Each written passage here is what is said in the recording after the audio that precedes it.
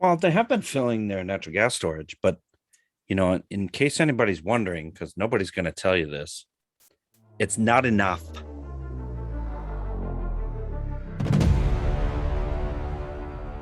Well, hello, ladies and gentlemen.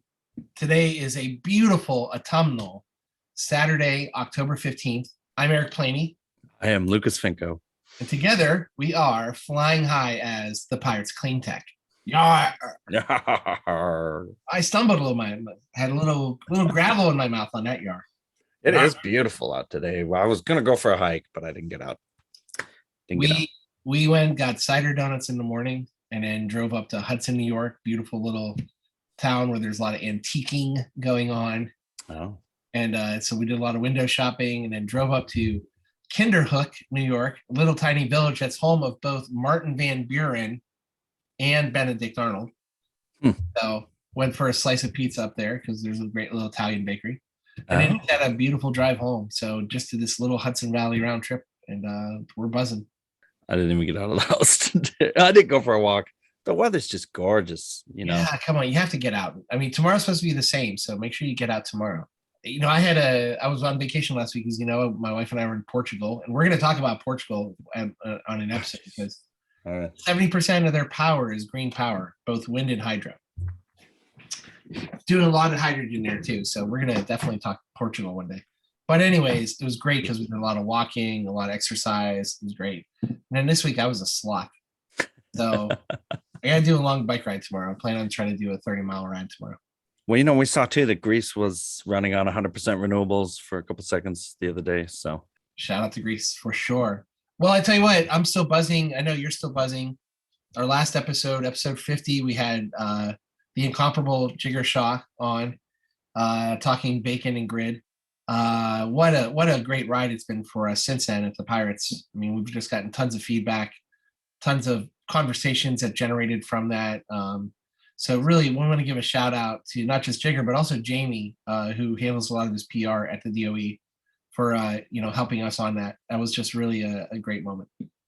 Yeah, it was super awesome. It was really cool to see that he thinks about the same things we do, right? That we've talked about on the show many, many times, like transmission, the need for transmission. And so that was really cool. And actually, I did reach out to him. I'd love to work with them on something. One of the things I've always wanted to fix is waste heat. So those giant smokestacks that's at a nuclear plant that don't make any sense because they don't burn any fuel. That's not a smokestack. That's a cooling tower, and the smoke coming out of there is steam. That's water. It's just wasted. They have too much heat, and they just dump it into the atmosphere. Why? I mean, there should be a cottage industry around there of industries that need heat. They can get it for free. Well, I will tell you, I know 10 years ago when Vallourec, the French company, built massive steel tube plant in Ohio, they actually put in a lot of waste heat recapture technologies for the emissions for the smokestacks. Yeah, they call them smokestacks, but they're really not. There's not so much smoke coming out. It's excess heat, like you said. Yeah, cooling towers. Yeah. So it is out there, and so the technology is there for sure. Yeah, I mean, like biofuel. One of the problems with biofuel is you have to heat up the digesters, so they burn natural gas. What? Yeah, I get it. About this, guys. Okay. I get it. I mean, but these are the conversations. Why couldn't you have a biofuel facility next to something that is putting off the excess waste heat? Correct. Your economics perfect fit. So much better. Your economics become so much better for both of them. Yeah, I mean, they could charge a nominal fee for waste heat. Yeah, I mean, I'm sure they're going to have to do some engineering and pipes and stuff, so there's some cost. Yeah, but charge that nominal fee, and you know what? You could lock it in almost like a PPA. You can probably lock that number in for 10, 15 years, and not worry about spot pricing on natural gas if that's what the digesters are burning. And then go to Jigger and get a loan. That's what I'm saying. Again, we solved something without even thinking about it. Every week. I'm a little jealous. I'm fighting a little bit of a headache, so I am drinking a coffee with my, for those on YouTube, my favorite Rockford Files Generation 1 Firebird coffee mug, one of my fave coffee mugs and fave TV shows. It is. For you younger ones, the Rockford Files, There was no one out there like James Garner. Did his own stunts. It is a sexy mug. I'm drinking this beer I picked up in the middle of the country. It's called Joseph Brau Oktoberfest German style lager from Joseph Brau Brewing in San Jose, California. So shout out to Joseph Brau. It's a tasty beer. Nice. Mm-hmm. All right. Well, we've got we're just doing articles today. We've got some great guests that we're lining up for the future, but we decided it's been a couple weeks since we had the Jigger episode. So why don't we catch up on a few things that have been on top lately? You know what? Because this is the Pirates of Clean Tech public service announcement for today. So this is Autoblog from just yesterday, but this was all over the Autoblog and Auto website sphere yesterday. Autoblog, Chris Teague, October 14, 2022. Flooded Teslas are catching fire in Hurricane Ian's wake. All EVs are susceptible after being flooded, not just Tesla. So Yeah. This is not a harp on Tesla situation, but unfortunately in Florida and in the Gulf, PEVs, plug-in hybrids and full-on battery electric hybrids are having this problem. You think after a car gets kind of drained, if you will, of its water, of its flood damage, that it starts up, it's all okay. It's not okay, especially when it's flooded with salt water. Salt water corrodes wiring, essential wiring. It corrodes, probably safety systems that the inverter relies on to keep the battery running optimally. So Teslas are catching fire. Of course, there were some cases of Teslas. There's going to be other cases that are going to be popping up. The reason I wanted to bring this story first and foremost isn't for the fact that these are catching fire, but many occasions after hurricanes happen, people try to sell cars, especially dealers and brokers. They try to sell flood damage used cars throughout the United States. Because the used car market, everything is so expensive right now, people are going to start seeing used EVs and used hybrids that are going to be way cheaper than they should be because they were flood damage. And I'm telling people right now, don't buy those cars. It's not worth it. Those cars should probably go through the recycling system, let the batteries get recycled. We had Life Cycle on about a year ago. Let these cars go through their natural progression. They may be ruined, and it's better to just take it off the system altogether than try to put someone at risk and to damage the reputation of EVs even further. And don't forget, other non-EV vehicles also have issues. They also, catch fire and go up in flames after many an issue takes place. So just be careful, and that's why I wanted to put this article first. Yeah, and every time one of these articles come out, these anti-clean tech people, I don't know why people are even anti-clean tech. Doesn't make any sense to me. Say, oh, I'll never buy an EV, it starts on fire. Like, really? I mean, gasoline is flammable, right? And I don't know if you remember the Pintos in the 80s that were blown up. I mean, gasoline is also flammable and explosive. So yeah, I mean, we'll find a solution to this. Yeah, so I just want to get that out there. If people start seeing flood damage vehicles out there, whether they're conventional ICEs or EVs, take a very hard look whether or not you really want to buy that vehicle. So yeah, agreed. So anyways, now let's go to the hydrogen one. So now that we got our PSA done. Oh boy, okay, not this one. Yes, but you know what? I know we talked about this in our warm-up. This is a good article because I think there's a lot of truth in it. So let's talk about it. Okay. So apparently a new publication on our website called Hydrogen Insight, powered by Recharge. And the article title, I don't know what the date is, a couple days ago. Lee Brick, quote, "Hydrogen is starting to look like an economic bubble, and here's why." This is by Lee Collins, 13 October, so just a couple days ago, updated apparently yesterday. Apparently the World Hydrogen Congress is taking place in Rotterdam yesterday. I wish we were there because Rotterdam is a kick-ass city. Michael Liebrich, an analyst, is saying that he is starting to see things, that there's a bubble out there. He quoted German Chancellor Olaf Scholz, who said that hydrogen will create a huge boom and replace the natural gas used today for industry, heating, and fuels. UK Energy Secretary Jacob Rees-Mogg said something very similar. That's a silver bullet that can use excess wind power to produce green hydrogen. Right. Keep Britain's homes. First off, I didn't even know, is there excess wind power in the world? I don't know there is. Maybe there's some that's not tied to the grid appropriately yet, but this is an article, when you read through it, it gives the pros and cons of where hydrogen is now. And the one thing that it talks about, that we have talked about on past episodes, it's very expensive to make green hydrogen right now, because I look at it as a two-stage process. you have to create the clean energy generation first, then that creates the green process in the electrolyzer, right? So it's almost a Yeah. two-step process. So I think there is a lost opportunity cost of that green energy being used for something else as opposed to creating hydrogen. So what this analyst Liebrich is saying, as you read down the article, is just saying that like the economics of this are not that great and everyone's rushing into it. So it may create a bubble.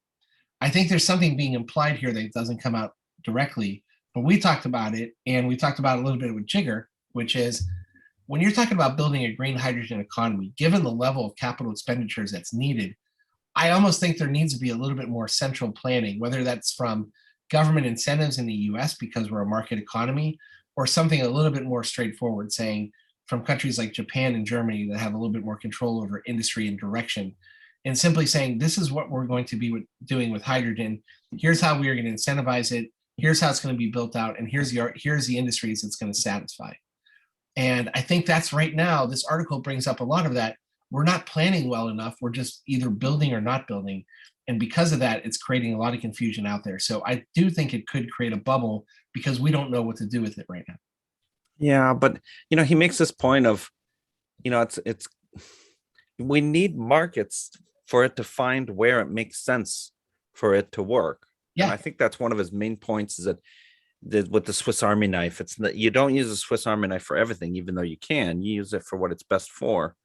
And I think markets are best at sussing that out, right? And prices. But I think there has to be some incentives to create that market. Like if you look at Japan and Korea, I think those are two countries doing a great job creating a hydrogen economy, right?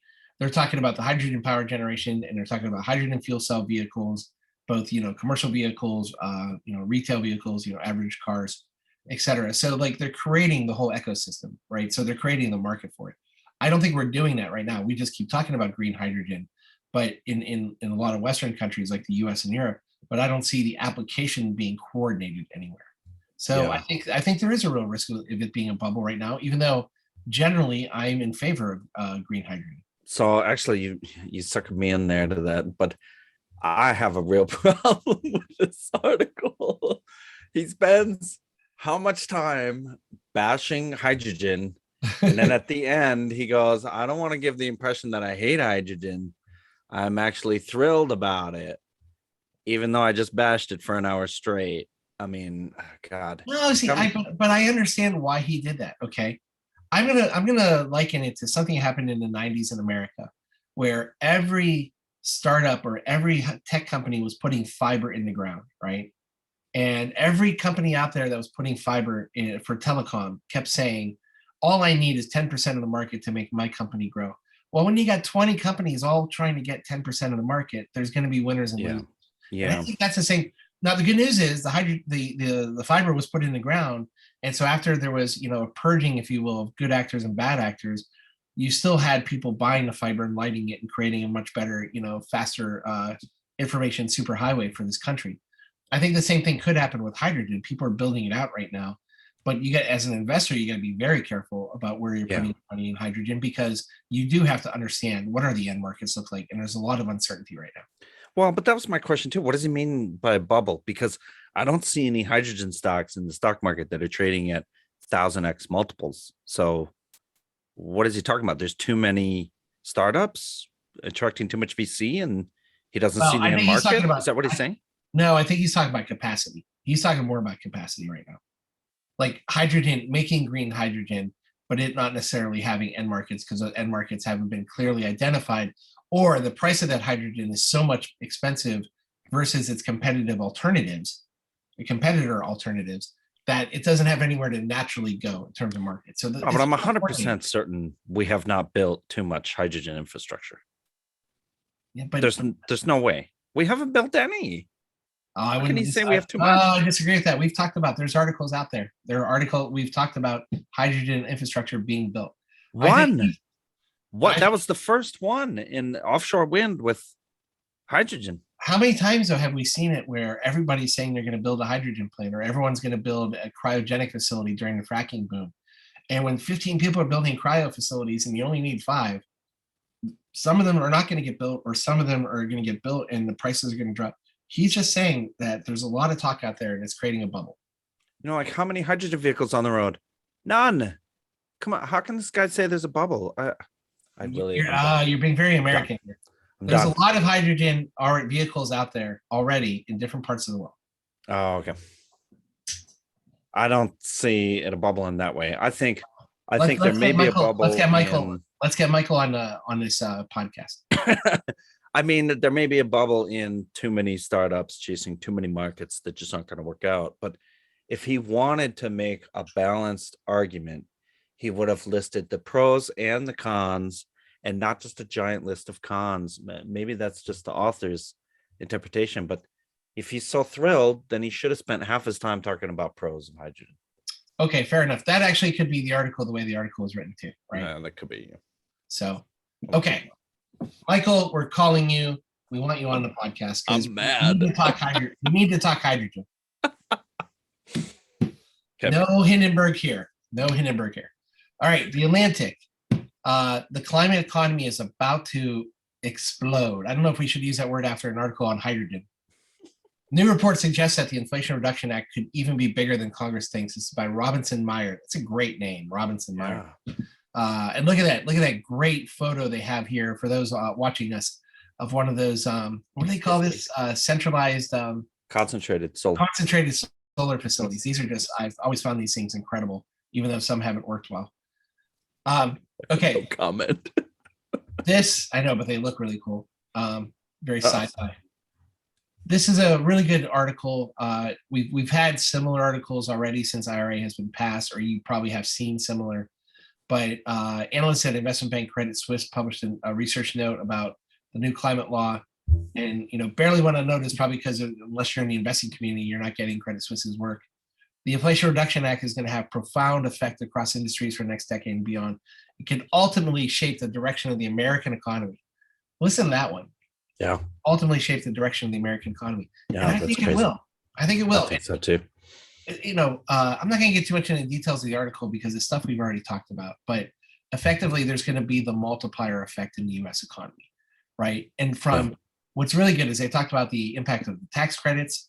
They've talked about, the incentives for zero carbon electricity, electric vehicles.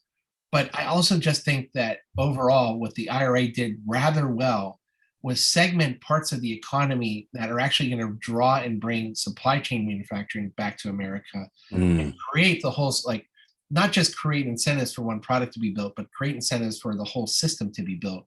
And that's what's really going to be a stabilizer and the converter of the United States into a cleaner, greener economy, something that we were lacking behind. So I think there's a real sincere sense of optimism. And what's great about it is not just from the green community, it's coming from investment banks. It's coming from the ones that have been following this stuff enough, following the economy enough to know that this will have broader implications in a positive way. Yeah, I mean, I find it odd that they say that because we live in our clean tech bubble and everybody's talking about the Inflation Reduction Act. So they say the law went nearly unnoticed. I'm like, really? Everybody's talking about it, but maybe that's just our bubble. Yeah, I mean, that's what it's supposed to do. That's, when I worked with policy people, that's what we were trying to do, catalyze private investment, right? We knew the government couldn't do it alone. So you have to catalyze private investment and hopefully we do build those industries that we need, like life cycle and like what I'm going to talk about, solar panel recycling too. Yeah, awesome. Yeah. So why don't we go right into my final story? So I'm not taking too much time. But this is a great complement to what we just read about in both hydrogen and also with the IRA Act. This is a bit dated. It's almost a month old now, September 15th. But this is from Boston Consulting Group, and it's one of their publications. But how the U.S. can win 6 key clean technologies, written by a consortium of people at BCG. But they focus on where they say, look, the United States, and this probably came out right around the time the IRA was passed, but we actually have the capacity on 6 technologies: electric vehicles, clean steel, low carbon hydrogen, which we just talked about, long duration energy storage, which we've certainly talked about over the years, direct air capture, and the last one, which I love and we probably haven't given enough attention to, advanced nuclear small modular reactors, right? We have such expertise in all 6 of those. And those are really kind of the foundation, if you will, of the industries that will actually pull carbon out of the air and get us to our 2-degree targets by 2050. We've definitely talked probably too much about EVs. We haven't talked too much about clean steel, but for steel and cement, concrete, if you're taking the carbon out of the manufacturing process of those things, that's going to have Huge. a profound impact. Huge. Yep. One of those things that we don't see as an average American, but it's really carbon intense. Low carbon hydrogen, we just talked about that, the pros and cons of it. Long duration energy storage. This is the bridge, if you will, between clean energy production, such as wind and solar, and transmission and timing of transmission. So we've definitely talked about energy storage. We know long duration is going to get better as battery technologies get better and the costs come down, and that duck curve will smooth out in a positive way. Direct air capture, we really haven't talked about too much on. I think we've had an article or Yeah. two here and there, but I and assume they actually- mean carbon capture. I right? think it means carbon capture. And Yeah. Okay. funny We part could is get I a don't gas. feel Yeah. I don't feel the U.S. is actually a catalyst in this. I feel there's a lot of European and Asian companies and governments ahead of us on C2V initiative over at NYU. this, which is Okay. fantastic. But I'm just saying, I think there's a lot of companies putting installed product, if you will, in the ground already. Yeah. To do the work. And in small modular nuclear reactors, something I was very big on. I was heavily involved in Yep. my economic development role. SMR technology could be a much safer, smarter application. You can unplug a coal plant, put an SMR on the same site, Right. and you already have the grid ready to go. And SMR technology went away when gas prices dropped to next to nothing in the early 2010s, and I think it's going to come back now. So this is a really good article, a really good piece, probably worth reading, and taking some more time on. But I recommend it to everybody. Find it interesting they don't list solar panels here. They don't will list wind turbines. I mean, we've talked about the wind turbine market and states trying to incentivize that. Where's that? But I think from a technology standpoint, I mean, like the horse is out of the barn already, right? Solar panel technology is becoming almost commoditized. Wind turbines, there's just like, I think about Vestas and Siemens, right, along with GE, so two big European players who make great turbines. So I think they're just saying on a relative basis, these are 6 that we can really be a catalyst on. Yeah, and they talk about that we would actually become the leaders in this and then export to the rest of the world. So that's an interesting way to look at it too. Yeah, as someone from an old steel town and saw a lot of jobs go away in the steel industry in the 70s and 80s, it's great to see us taking leadership roles in clean steel manufacturing. Yeah, let's do it. Let's make it happen. All right, so I'm done. Those are a quick 4, but I really love them. Those are a great post Jigger Shot episode type of articles we have. Yeah. Okay. Here we go. So I'll take over now. I love this one. Yeah. Actually, this article comes from CNBC. Probably because these companies are public. So again, we're not making any recommendation of any securities, but this startup is partnering with Sunrun to recycle and reuse millions of outdated solar panels. This is just a fantastic story. This is recently published October 3rd from Diane Olick. This is great. I want to see more of this. I really hope they get scale. Hopefully you all know about gallium arsenic solar panels and the poor lack of sustainability design in the solar industry, which is horribly upsetting to me. So to see a company starting up to tackle solar cell recycling is very exciting to me. I'm very happy about this. So we want to see Solar Cycle succeed. I'm trying to get the CEO on, Suvi Sharma. I'm sure he'll come on like the Life Cycle CEO did. And so we'll get the real beef from him, but excellent development to see. I'm very happy.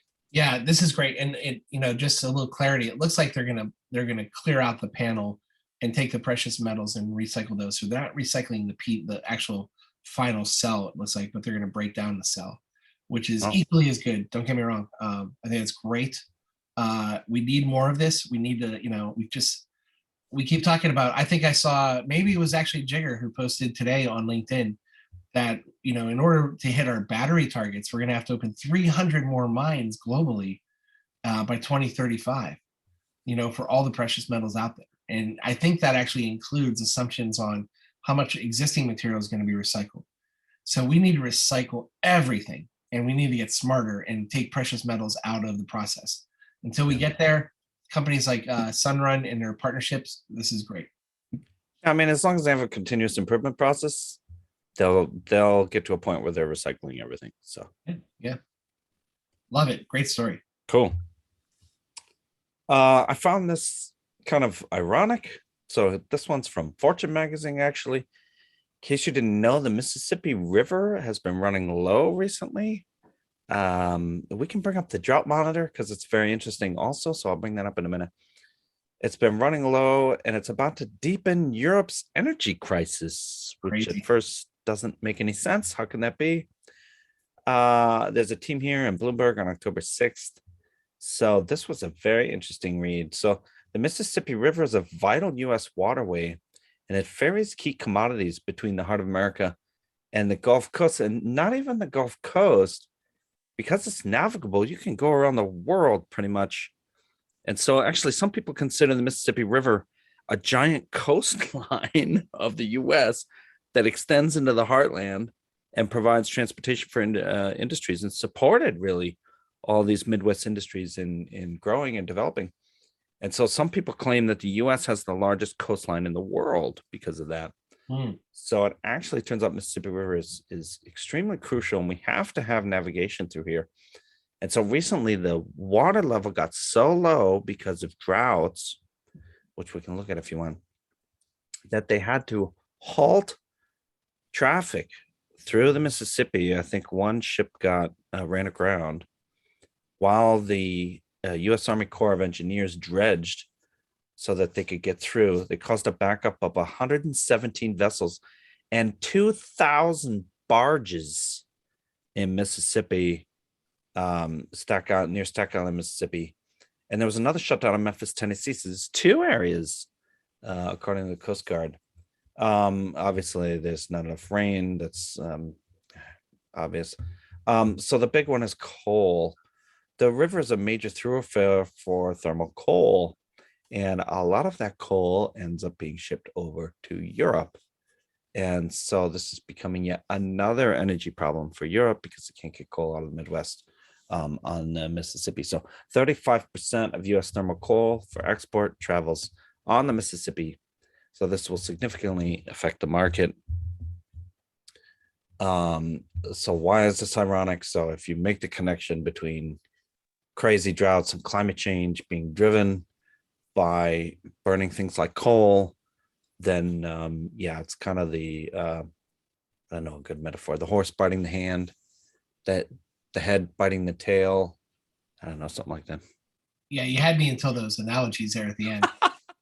Is that is it Yogi Berra Day? Is it Yogi Berra Day where you mix up analogies? If your hand is near your mouth, don't bite your foot. I don't know, something like that. Yeah. Don't stab yourself with the fork that you eat off of. Okay. Correct. There you go. Yeah. I mean, this is a very alarming and just sad article. I've seen a couple since that you sent me this one, I think about a week ago. There's been a couple others. It's the problem's not getting any better. You know, you talked about global drought monitor. Like I said, I was in Portugal with my wife last week, and they're going through a really bad drought. And that's a country that's using a lot of hydro. And when you're using a lot of hydro and there's not any flowing water, hydro starts dissipating. So you got to start making up for it very quickly. Yeah, look at this. Look at that. That's like 80% of the US is in some kind of, well, not drought, but you know, abnormally dry is bright yellow. Everything else is drought. And we are here in the Hudson Valley or in New York State. I know we were in a drought watch condition, but then September, October, we've had a really good run with rain. But you can see on droughtmonitor.unl.edu, you can actually see the Mississippi River Basin just being completely, really in a tough spot. So, you know, our hearts and prayers are definitely with the people in the Mississippi River, because so much of our economy is based on flowing through the river with barge and ship traffic. I don't know what to say. I mean, I don't think Europe has done enough in these warm weather months to prepare for this winter. I don't know if they thought that the Ukraine situation would have alleviated by now. I don't think it's going to. And so we're going to have very dystopian type of circumstances, I think, in Europe this winter. Let's all pray that it's not a catastrophically cold winter. Well, they have been filling their natural gas storage, but in case anybody's wondering, because nobody's going to tell you this, it's not enough. Okay. I'll tell you right now, it's not enough. So it's nice to have. It's not enough. Tough choices are going to need to be made. Yeah, agreed. So this is a different type of article we normally focus on, but it's really one that should be highlighted. So we have to keep an eye on these things. Wow, we didn't. It was funny. We didn't really talk too much about straight out technology today, except for maybe hydrogen. Um, I but a lot got, of I this got one stuff. more here. Oh, you do? Yeah, yeah. Oh, Oh, CBS News, October 9th. Babcock Ranch. This is in Florida. Solar powered hurricane proof town takes direct hit from Hurricane Ian, which we all know was devastating, and did not lose electricity. This is a feel good story. I was really happy about this. Um, right near Fort Myers, 12 miles to the northeast. Planned community where they had a lot of solar, and they took a direct hit. I don't know why this video keeps popping up. They have 150 megawatts of solar near the town. We are the first solar powered town in America, they say. And they did not lose power during the hurricane. The panels withstood Ian, so they did not become giant projectiles, like I think some people in a certain industry like to spread rumors about. That did not happen. You don't see a single panel that's been dislodged. It's quite a bit of wind, gusts over 150 miles an hour. So it's just a feel-good story that, yes, we can do it right. It can be done. Yet again, I don't know how many of these stories I have to put out there. Yes, we can do the energy transmission, the transition. It can be done right. It does work. Yes, the answer is yes. yeah. So I saw this on 60 Minutes as well. I mean, their solar farm is 140 acres, I think, that supports the town. And they said they didn't lose one panel on a rack. Yeah. I mean, amazing. This is really good for a couple reasons. Obviously, I have a vested interest heading up a solar construction materials company. We've actually gotten calls from the state of Florida over the last week or two asking about our product because people are now obviously being much smarter about rebuilding after Hurricane Ian and after Hurricane Fiona in Puerto Rico, rebuilding and making sure they rebuild sustainably. And sustainably means resilient as well, building structures that are going to withstand cat. It's no longer cat 2, cat 3 hurricanes, it's cat 4, cat 5. And I think even refer to cat 6. These are incredible. These once every 50-year storms are happening once every 3 years now. Yeah. So when we're rebuilding towns, there has to be mandates coming either from FEMA or state authorities, state regulators that make the new buildings that are going up to be as resilient as possible, because this is really scary stuff. Yeah, I agree. All right, good articles. Yeah. Yeah, no, we covered a lot of ground. We didn't cover a lot of technology per se today, but we're covering stuff that needs a reaction from technology. Well, just the entire hydrogen industry, almost the entire solar industry, the entire economy. We didn't cover enough for you. All I gotta say, folks, is if you're seeing that, that Lucid Air for sale that came from Florida and it's only going for $45,000, don't buy it. Be really careful, seriously. By the way, we always talk about utility workers, and I'm sure the utility workers are still working overtime in Florida right now. So, our thoughts and prayers are with them as well.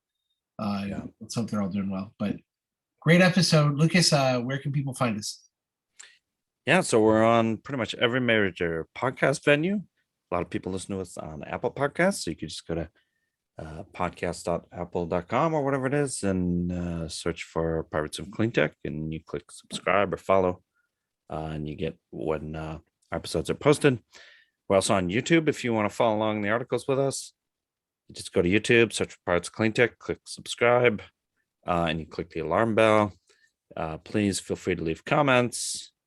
Yeah, subscriptions do help us out. We're not monetized yet, so if you get your friends, family to all subscribe, that would be appreciated, and watch our episodes and give us some feedback. It would be great.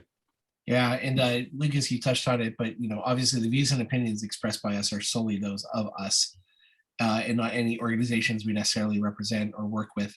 And also for any company we talked about that has underlying public securities, please consult an investment advisor, a registered representative, in order to get financial advice about whether or not you should buy or sell those securities. We are making no recommendations based on the articles that we referred to. Correct. Even though we do want to make recommendations. We can make some recommendations. We can tell people what we did. But there's a lot of good stuff going on. A lot of still the buzz is super high from IRA and then Climate Week and everything. So let's keep the momentum up. But thank you. Great episode, Lucas. And I think we're gonna have a really intriguing guest for our next one, probably coming up in a couple weeks. Yeah, I think so too. So all right. stay tuned. With that, I am Eric Planey. I'm Lucas Finco. We are Pirates of Clean Tech. Yarr! Yarr! That was a